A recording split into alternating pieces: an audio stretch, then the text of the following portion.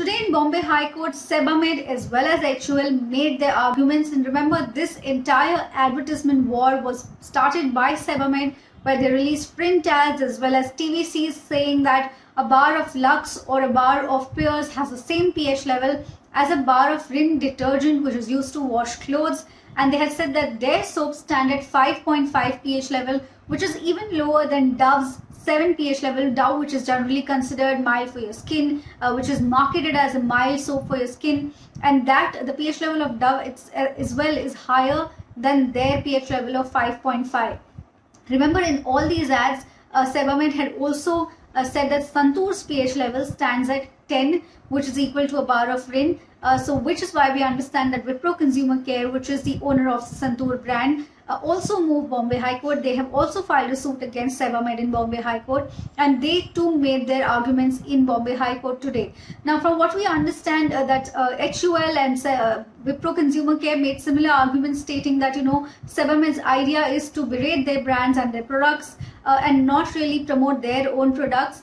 So, and a pH level cannot be the sole determinant of what the soap's composition is. All of that needs to be taken into consideration before equating it to a bar of detergent. So those were the arguments made by HUL and Wipro Consumer Care. But remember, when 11th of Jan, when Bombay High Court had restrained Sebamed's ads from all the platforms, that day Sebamed was not present in court, which is why it was an ex parte interim order by the Bombay High Court, which is why they had been given time to make their arguments and representations by 14th of January.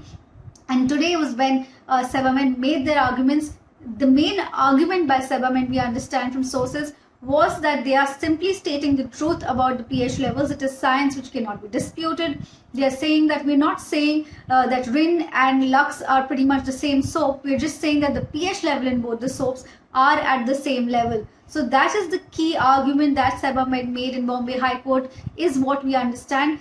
We also understand that there were certain concerns raised by HUL on the fact that despite the restrainment that had come in from the Bombay High Court, Sebamed has still played those ads on television, prime time television. At the same time, the print ads were not there on Facebook, YouTube, or even on their website. But we understand that the ads did play again despite the Bombay High Court order.